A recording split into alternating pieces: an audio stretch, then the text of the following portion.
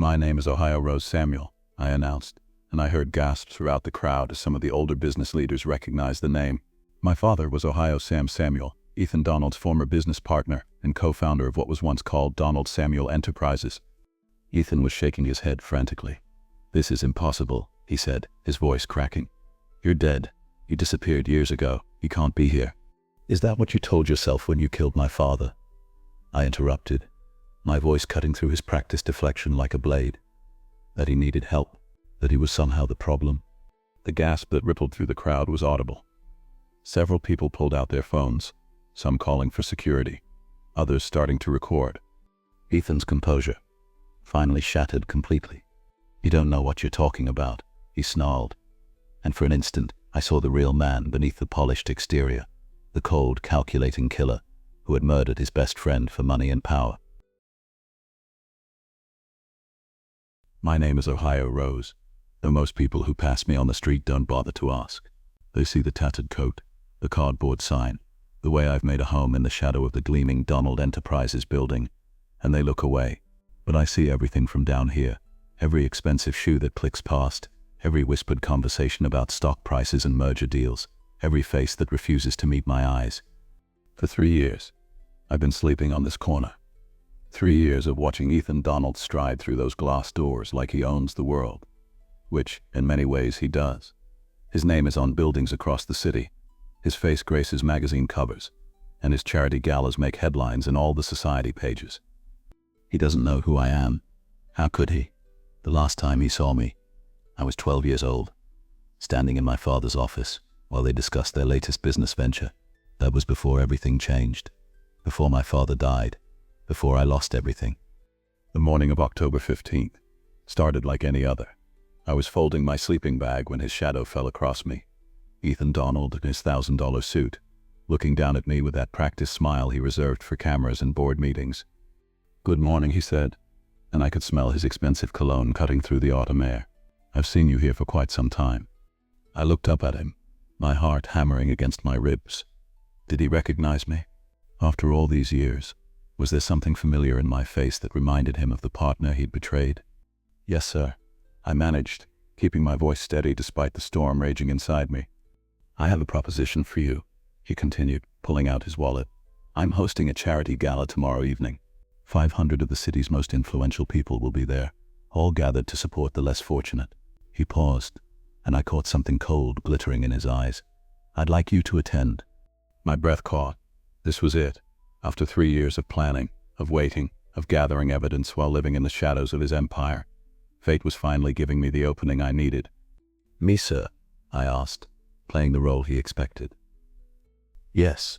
You'd be perfect to show our guests the real face of homelessness in our city. A living reminder of why our charity work matters." He held out $500 in crisp bills. "This should cover appropriate attire and transportation. The gala is at the Grand Metropolitan Hotel, 7 o'clock sharp."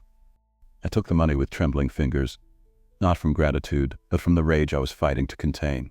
He wanted me there as a spectacle, a prop to make his wealthy friends feel better about themselves while they sipped champagne and wrote tax-deductible checks. He had no idea he was inviting his reckoning. "Thank you, Mr. Donald," I said softly. "I'll be there." As he walked away, whistling some tuneless melody, I pressed the bills against my chest and whispered to the sky, "I'm coming, Daddy. Finally, I'm coming for him." That evening, I made my way to the storage unit I'd been renting on the outskirts of town, the one place where I kept the remnants of my old life hidden away. The key turned with a familiar click, and I stepped into the small space that held everything I had left of my father and our life before Ethan Donald destroyed it all. In the far corner, wrapped in protective plastic, hung my mother's evening gown, midnight blue silk with hand-sewn pearls that caught the light like captured stars. She'd worn it to the company's 20th anniversary celebration, standing beside my father as he gave his speech about integrity in business and the importance of treating your partners like family. Ethan Donald had applauded from the front row that night. I lifted the dress carefully, breathing in the faint scent of my mother's perfume that somehow still lingered in the fabric. She died when I was 8, 4 years before everything fell apart. Sometimes I wondered if that was a mercy that she never lived to see what became of the company she and my father had built together. Never saw what happened to me after Ethan's betrayal. My father, Ohio Sam, had been Ethan's partner since the very beginning. More than that, He'd been his best friend, the best man at his wedding, the godfather to his children. They'd started Donald Samuel Enterprises in my father's garage, with nothing but determination and a revolutionary idea for sustainable manufacturing that would change their industry forever. But as the years passed and success mounted, I watched something change in Ethan's eyes whenever he looked at my father. The warmth faded, replaced by something calculating and cold. He began questioning my father's decisions, challenging his authority, making subtle comments about how the company might be better served under single leadership. I was 12 when I overheard them arguing in my father's home office. It was late, past my bedtime, but their raised voices had pulled me from sleep. "The patents are in both our names, Sam," Ethan was saying. "But the vision, the real innovation that came from me. We built this together," my father replied, his voice heavy with hurt and confusion. "Every breakthrough, every success, we shared it all. Maybe it's time we stop sharing."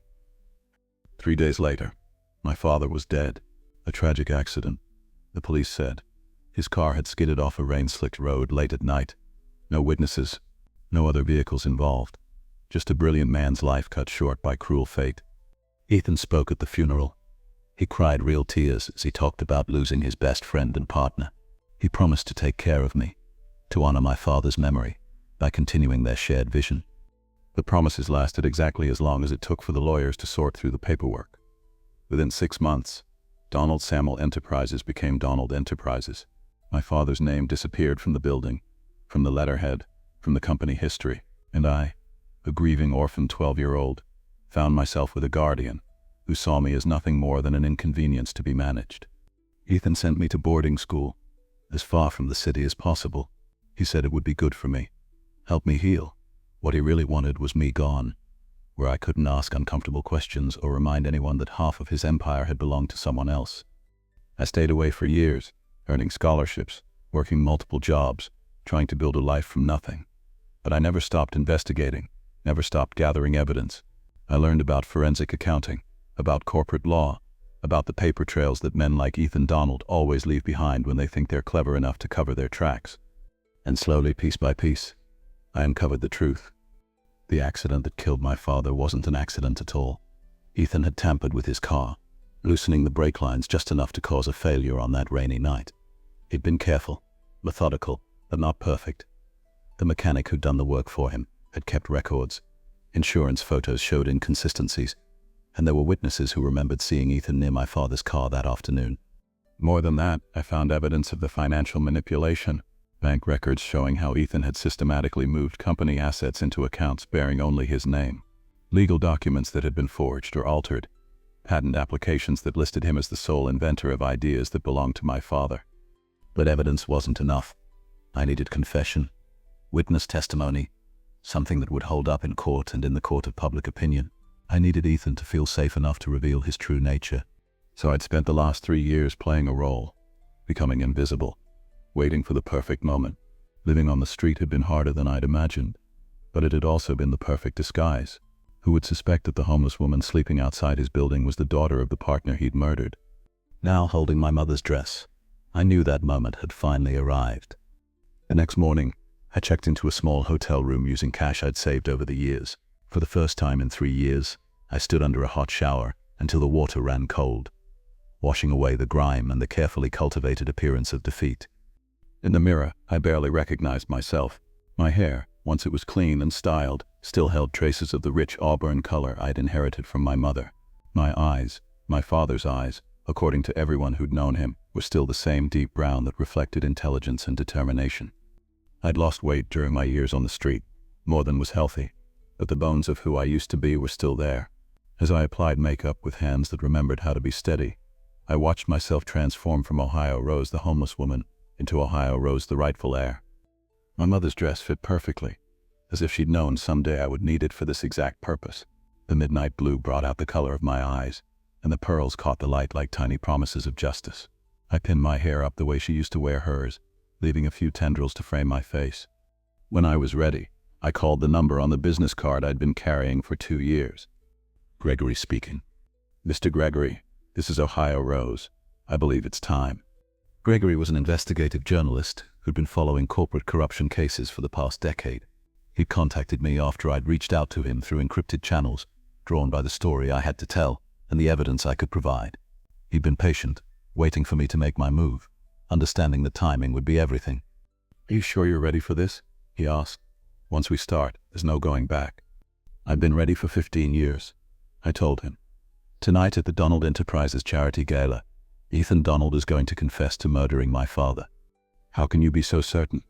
I smiled at my reflection in the hotel mirror, seeing my father's determination staring back at me, "because I'm going to make him."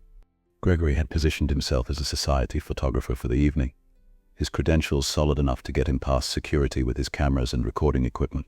Sarah Martinez, the attorney who'd been helping me build my case, would be in the crowd as well, posing as the guest of a philanthropist client. Everything was in place. After 3 years of careful planning, tonight would be the night that Ethan Donald faced the consequences of his actions. As I applied the final touches of lipstick, the same shade my mother had always worn, I thought about my father, about the bedtime stories he used to tell me, always ending with the same moral, that good people might face setbacks, but truth and justice would always find a way to shine through in the end. "Tonight, Daddy," I whispered to the mirror. "Tonight the truth comes out." The Grand Metropolitan Hotel glittered like a jewel against the evening sky. Valets in crisp uniforms rushed to assist guests emerging from luxury cars and limousines.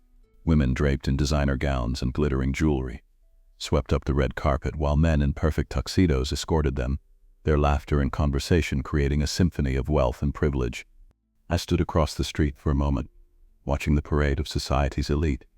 These people lived in a world I'd once been part of, a world that had been stolen from me along with everything else. But tonight, I wasn't the scared 12-year-old who'd been sent away to boarding school. I was a woman with a mission, armed with truth, and determined to see justice served. The taxi driver who'd brought me here had done a double take when I'd gotten in. "You sure you want to go to the Metropolitan, miss?" he'd asked, probably wondering how someone who'd been living on the street could suddenly transform into someone who belonged at a 5-star hotel. "Positive," I'd assured him. "I have a very important appointment." Now, standing at the entrance to the hotel, I took a deep breath and squared my shoulders. The valet who approached me had the practiced smile of someone accustomed to greeting the wealthy and powerful. "Good evening, miss. Welcome to the Metropolitan." "Thank you," I said, handing him the invitation Ethan had given me. His eyes widened slightly as he read it, probably surprised that someone who looked like I did was on the guest list for such an exclusive event. But he was professional enough not to comment, simply escorting me through the gleaming lobby toward the ballroom where the gala was already in full swing. The ballroom was a vision of elegance and excess. Crystal chandeliers cast rainbow light across the gathered crowd, while servers in white jackets moved smoothly between the guests, offering champagne and delicate hors d'oeuvres on silver trays. A string quartet played softly in one corner, their music barely audible above the hum of conversation and laughter. I paused in the doorway, scanning the crowd. There were faces I recognized from magazine covers and newspaper society pages, politicians, business leaders, celebrities who'd thrown their support behind various charitable causes. They were all here to be seen, to network, to write checks that would earn them tax deductions and social capital. And there, at the center of it all, stood Ethan Donald. He looked older than I remembered, his hair now silver at the temples, and lines around his eyes that spoke of years spent calculating and scheming. But he still carried himself with the same arrogant confidence that had always marked him, still wore that practiced smile as he worked the room, shaking hands and accepting congratulations on another successful fundraising event. He hadn't seen me yet. I watched as he posed for photos with the mayor, as he kissed the cheeks of society wives, as he accepted a glass of champagne from a passing server. This was his world, his kingdom, built on the foundation of my father's murder and my family's stolen legacy. But not for much longer. I began moving through the crowd and I could feel the eyes following me. Conversations paused as I passed, voices dropping to whispers as people tried to figure out who I was and why I looked familiar. I heard fragments of speculation. Never seen her before, but she's stunning. Something about her eyes. Is she one of Donald's business associates? I accepted a glass of champagne from a server, not because I intended to drink it, but because it gave me something to do with my hands.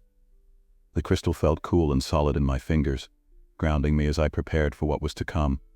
Gregory caught my eye from across the room, where he was positioned with his camera. He gave me the slightest nod. Everything was ready. Sarah was there too, elegant in her black evening gown, close enough to witness whatever happened next. I made my way steadily across the ballroom, through the crowd of glittering guests, my mother's dress rustling softly with each step. As I drew closer to Ethan, I could hear his voice clearly for the first time in 15 years. "So pleased you could all join us tonight," he was saying to a small group gathered around him. "The work we're doing to address homelessness in our city is so important, and events like this remind us all of our responsibility to those less fortunate." The irony was almost too perfect. Here he was, talking about responsibility and helping the less fortunate, while the woman he'd made homeless stood just feet away, preparing to destroy him. I stepped into his line of sight. Have you ever felt the fire of injustice burning so deep in your soul that you'd wait years for the perfect moment to make things right? Have you ever been so wronged that you'd sacrifice everything, live on the streets, become invisible, all for one chance at the truth? Comment those moments in the comment sections, because what happens next will give you chills. Rose is about to do something that will leave this room of powerful elites absolutely speechless. The man who destroyed her family, who murdered her father and stole everything. He's about to face a reckoning, 15 years in the making. Don't you dare scroll away now. You need to see how this unfolds. Trust me, you've never seen anything like what's about to happen. Subscribe to this channel now, like, share, and comment your own moment in the comment sections. The effect was immediate and electric. His face went completely white, the champagne glass slipping from nerveless fingers to shatter on the marble floor. The sound caused heads to turn throughout that section of the ballroom, conversation stopping as people looked to see what had caused the disturbance. "Hello, Ethan," I said softly, my voice carrying clearly in the sudden quiet. "It's been a long time." For a moment, he looked like he might faint. His mouth opened and closed wordlessly, his eyes darting around as if seeking an escape route. The small crowd around him looked confused, sensing drama but not understanding its source. I don't," he stammered, then seemed to collect himself slightly. "I'm sorry, I think you have me confused with someone else." I smiled, the same smile my father used to give when he was about to make a particularly shrewd business move. "Oh, I don't think so," I said, stepping closer. "After all, you invited me here yourself. Don't you remember, the homeless woman from outside your building? Though I suppose I clean up better than you expected." Recognition and terror warred in his expression as the full implications hit him.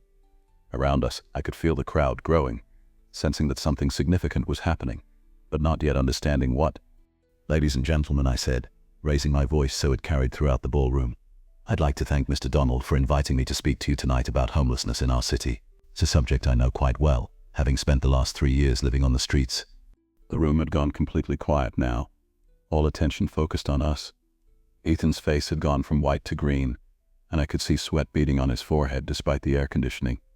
"You see," I continued, "I have a very personal understanding of how quickly someone can lose everything, how a young girl can go from living in comfort and security to having nothing at all, how the death of a parent can change everything in an instant." "Stop," Ethan whispered, but his voice was too quiet to carry beyond the first row of listeners. "My name is Ohio Rose Samuel," I announced, and I heard gasps throughout the crowd as some of the older business leaders recognized the name. My father was Ohio Sam Samuel, Ethan Donald's former business partner and co-founder of what was once called Donald Samuel Enterprises. The silence in the ballroom was now absolute. Even the string quartet had stopped playing, their instruments forgotten as they strained to hear what would come next. Ethan was shaking his head frantically. "This is impossible," he said, his voice cracking. "You're dead. You disappeared years ago. You can't be here." "But I am here," I said gently. "I've been here all along, Ethan, living in the shadow of the building that should have been half mine, watching you prosper from the empire you built on my father's grave." The ballroom remained frozen in tableau, 500 of the city's most powerful people hanging on every word as I faced the man who had destroyed my family. Ethan's carefully constructed facade was crumbling before their eyes, and I could see the exact moment when his shock transformed into desperate calculation. "This is clearly some kind of mistake," he said, forcing his public persona back into place. "Or perhaps some sort of elaborate scam. Ladies and gentlemen, I'm afraid we're dealing with someone who needs mental health assistance more than—" "Is that what you told yourself when you killed my father?" I interrupted, my voice cutting through his practiced deflection like a blade. That he needed help, that he was somehow the problem. The gasp that rippled through the crowd was audible. Several people pulled out their phones, some calling for security, others starting to record Greg. Per moved closer with his camera, capturing every moment. Ethan's composure finally shattered completely. "You don't know what you're talking about," he snarled, and for an instant I saw the real man beneath the polished exterior, The cold, calculating killer who had murdered his best friend for money and power. Don't I? I reached into my small evening purse and pulled out a manila envelope. I know about the brake lines, Ethan. I know about the mechanic you paid to sabotage my father's car. I know about the forged documents, the stolen patents, the offshore accounts where you hid my family's money. His face was now completely drained of color. That's impossible. There's no evidence. It was an accident. Everyone knows it was an accident. Tom Bradley doesn't think it was an accident, I said, and watched his knees nearly buckle at the name. You remember Tom, don't you? The mechanic from Bradley's auto shop. The one you paid $5,000 in cash to loosen the brake lines on my father's Mercedes. He's lying, Ethan burst out. Whatever he told you, he's lying. He kept receipts, Ethan. He kept photographs. And more importantly, he kept the guilt for 15 years until I found him and convinced him to tell the truth. I opened the envelope and pulled out a stack of papers. It's all here. Bank records showing the cash withdrawal from your personal account the day before my father died. Photos of the brake system both before and after Tom's adjustments. His signed confession detailing exactly what you asked him to do. The crowd pressed closer, trying to see the documents, but I held them high enough that only Ethan could read them clearly. His face went through a range of expressions as he recognized each piece of evidence. Denial, fear, rage, and finally a kind of desperate resignation. You don't understand, he said, his voice breaking. It wasn't supposed to happen like that. I never meant for anyone to get hurt. Then how was it supposed to happen? I demanded. How were you planning to steal my father's life's work without destroying his life? Sarah Martinez stepped forward from the crowd, her attorney's instincts recognizing the crucial moment. Mr. Donald, she said formally, I think you should know that this conversation is being recorded and anything you say can and will be used in legal proceedings. But Ethan was beyond caring about legal warnings. The dam had burst, and 15 years of guilt and paranoia came pouring out. He wouldn't listen, he shouted, his voice echoing off the ballroom's high ceiling. I tried to buy him out, tried to make him understand that the company needed single leadership, but he was too stubborn, too idealistic. He kept talking about integrity and partnership and honoring our friendship. So you killed him, I said quietly. I sabotaged his car. The words exploded from him like a physical blow. I just wanted him scared, wanted him to understand that bad things could happen if he didn't cooperate. I never thought the crash was supposed to be minor, just enough to shake him up so he'd listen to reason. The ballroom erupted. Shouts of shock and outrage filled the air as the city's elite realized they were witnessing a murder confession. Security guards finally pushed through the crowd, but they seemed unsure of what to do. Arrest the homeless woman who'd caused the disturbance, or the millionaire who'd just confessed to murder. But it wasn't minor, was it? I pressed on, ignoring the chaos around us. My father died that night, alone and afraid, because you were too greedy to share what you'd built together. Ethan collapsed into a nearby chair, his head in his hands. It was supposed to be different, he mumbled. After the accident, I was going to take care of you, make sure you were provided for. But you kept asking questions, kept wanting to know why your father's name was disappearing from everything. You were too smart, too observant. I had to get you away before you figured it out. So you sent me away, I said, made me disappear so completely that everyone forgot Ohio Sam Samuel ever had a daughter. I gave you opportunities, he said desperately, looking up at me with pleading eyes. The best schools, full scholarships, connections that could have set you up for life. I tried to make amends by erasing my father's memory, by stealing his inventions and claiming them as your own, by building an empire on his grave, and then inviting his daughter to entertain your friends as a homeless spectacle. The weight of what he'd done, not just the original crime, but the 15 years of cover-up and betrayal that followed, seemed to finally hit him. He aged 10 years in the space of a breath, his shoulders sagging under the burden of his guilt. I'm sorry, he whispered. God help me, I'm so sorry. But I wasn't finished. Not yet. Tell them about the patents, Ethan. Tell them about the sustainable manufacturing process that made your fortune. Tell them whose idea it really was. He looked around the ballroom at the faces of his peers, his business associates, his friends, and I could see him realize that his world was ending. Everything he'd built, every relationship he'd cultivated, every bit of respect and admiration he'd earned, it was all crumbling in real time. The core innovation, he said slowly, his voice barely audible, the breakthrough that launched the company. It was Sam's idea. He developed it, refined it, perfected it. I helped with the business side. And then you stole it. Yes. The word was barely a whisper. but in the absolute silence of the ballroom, it carried to every corner. I stole it. I stole everything. The aftermath happened quickly, once the confession was out in the open. Security called the police, who arrived within minutes to find Ethan sitting in his chair like a broken marionette, still muttering apologies to no one in particular. The crowd of gala attendees had divided into those trying to leave as quickly as possible, and those who couldn't tear themselves away from the drama unfolding before them. Gregory had captured everything on camera and audio, while Sarah immediately began the process of ensuring Ethan's confession would be admissible in court. But even as the legal machinery began to turn, I found myself strangely calm in the eye of the storm. For 3 years, I had imagined this moment.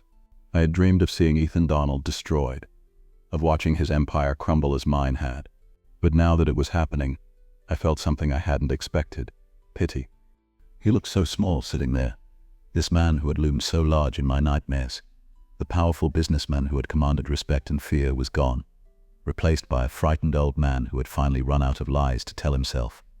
As the police officers approached to read him his rights, Ethan looked up at me one last time.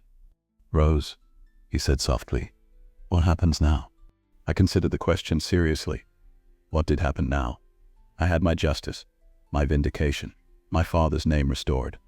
But I also had something else, something I hadn't fully appreciated until this moment. Now we rebuild, I told him, the way it should have been done from the beginning, with integrity. The next few hours were a blur of police statements, media interviews, and legal consultations. The story spread like wildfire through social media and news outlets. Millionaire confesses to murder at own charity gala. Homeless woman reveals shocking family secret. The fall of Ethan Donald.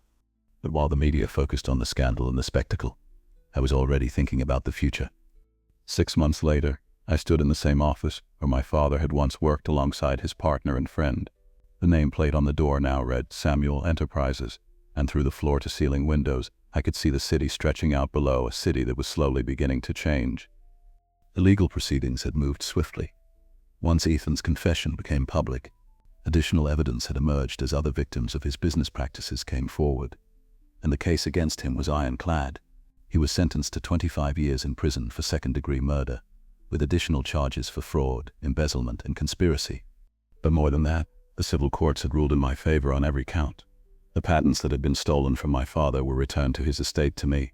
The company assets that had been illegally acquired were restored. The name Samuel was once again prominently displayed on the building where I now worked. It wasn't just about the money, though the financial restoration had given me the resources to do what I'd always dreamed of. It was about reclaiming my father's legacy and using it to honor everything he'd believed in. Samuel Enterprises was now a certified B Corporation, legally required to balance profit with purpose. We converted the company's manufacturing processes to be completely carbon neutral, and we donated 30% of our profits to programs addressing homelessness, education inequality, and criminal justice reform. The irony wasn't lost on me that Ethan's charity gala had actually accomplished its stated goal, just not in the way he'd intended. We were making a real difference in the lives of the less fortunate, but we were doing it with integrity and genuine commitment, rather than tax-deductible photo opportunities. I kept a photograph of my parents on my desk, the two of them at that long-ago anniversary celebration, my father's arm around my mother's waist as they smiled at the camera. They looked so young and hopeful, so certain that their partnership and their values would carry them through whatever challenges lay ahead. They couldn't have known that one of their closest friends would become their greatest enemy. But I like to think they would be proud of how their story ended. Not with revenge, but with restoration. Not with hatred, but with hope. 1 year to the day after the charity gala that changed everything, I hosted my own fundraising event.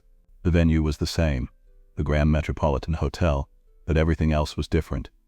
The guest list included many of the same people who had witnessed Ethan's downfall, but it also included faces that had never been seen at such exclusive gatherings before. Former homeless individuals who were now housed and employed through our programs, students who'd received scholarships from the Samuel Foundation, families who'd been lifted out of poverty through our microfinance initiatives. The entertainment wasn't provided by the desperate and the displaced, but by a youth orchestra made up of kids from underserved communities who'd been given instruments and lessons through our arts education program. As I stood at the podium to address the crowd, I thought about the journey that had brought me to this moment, from a privileged childhood to homelessness, and back to privilege again, but this time privilege with purpose. My father used to tell me, I began, my voice carrying clearly through the ballroom, that true success isn't measured by what you accumulate, but by what you contribute. Tonight we're here not to celebrate wealth, but to celebrate the wealth of human potential that exists in every person, regardless of their circumstances. In the audience, I spotted Gregory, now working on a book about corporate corruption and the importance of investigative journalism. Sarah was there too, having left her corporate law firm to start a non-profit legal clinic. Even Tom Bradley, the mechanic whose conscience had finally overcome his fear, sat in the front row with his wife, his testimony having been crucial in bringing Ethan to justice. But the most important guest of all was the empty chair I'd reserved in the front row, with a single white rose placed on the seat. It was for my father, whose memory had sustained me through the darkest years and whose values now guided everything I did. As the evening wound down, and the last checks were written for our various causes, I found myself back on the hotel's terrace, looking out over the city lights. The building that housed Samuel Enterprises was clearly visible in the distance, its newly installed rooftop garden glowing softly in the darkness. "Daddy," I whispered to the night air, "we did it. We found a way to make truth and justice shine through, just like you always said they would." A gentle breeze stirred the air around me, carrying the scent of roses from the hotel's garden, and for just a moment, I could swear I felt his presence beside me, proud, peaceful, and finally at rest. The little girl who had lost everything had grown into a woman who had found a way to transform loss into purpose, pain into power, and injustice into hope. And in doing so, she had discovered that the greatest victory wasn't in defeating your enemies, but in refusing to let them turn you into someone you weren't meant to be. My name is Ohio Rose Samuel, daughter of Ohio Sam Samuel, and this is the story of how I learned that true power doesn't come from what you can take from others, but from what you can give back to the world. The rose had bloomed again, and this time, nothing would ever make it wilt.